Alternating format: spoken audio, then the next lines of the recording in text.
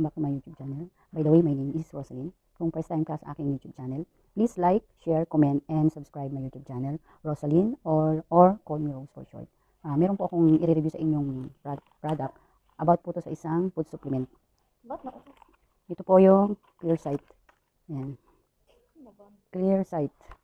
Food supplement with lutein and DHA. Ito po ay vitamins po sa mata.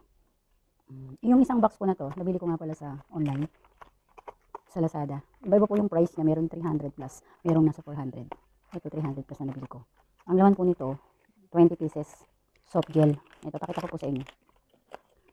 Actually, pangalawang box ko na po to. Tapos ito, naubos ko na rin to, bali.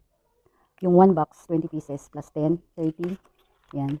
Tapos meron pa siyang, ito, 10 pieces. Tapos nabawasan ko pa siya ng isa lang. Ayan.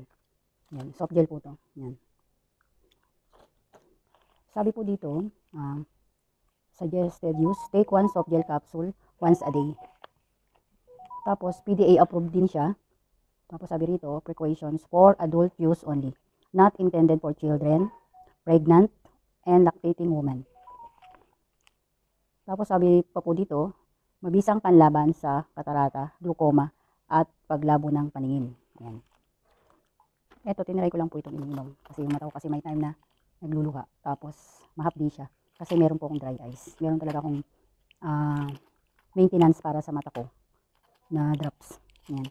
Tapos ito, tinry ko itong ininom para may pangdagdag na vitamins para sa mata. Tapos sabi rito, ang mga ingredients niya contains lutein, zinc, omega, beta-carotene, and vitamin E. Ayan. Tapos, expiration niya pala, March 2026. Ayan, matagal pa siya. May 2 years pa siyang validity bago siya ma-expired. Kaya kung gusto niyo mag-try nito uminom at meron kayong mga katarata, glaucoma at yung medyo naglalabo na yung paningin niyo, try niyo po itong inumin. Ayan. Medyo may kamahalan nga lang ng konti. Pero ano naman siya? Okay naman siya para sa akin. Kasi i-try ko na po siya. Nakainom na ako ng 31 pieces na soft gel. Ayan. Kung gusto niyo nitong bumili, ilalagay ko lang po yung link dyan sa comment section sa baba para doon kayo bibili. Kasi mas mura siya kumpara sa ibang mga store. Merong 400 plus. Sa akin 300 plus lang. Pero pare-parehas lang naman din siya. Hanggang dito na lang po ang aking video. Salamat po sa panonood. God bless you all po. Bye-bye.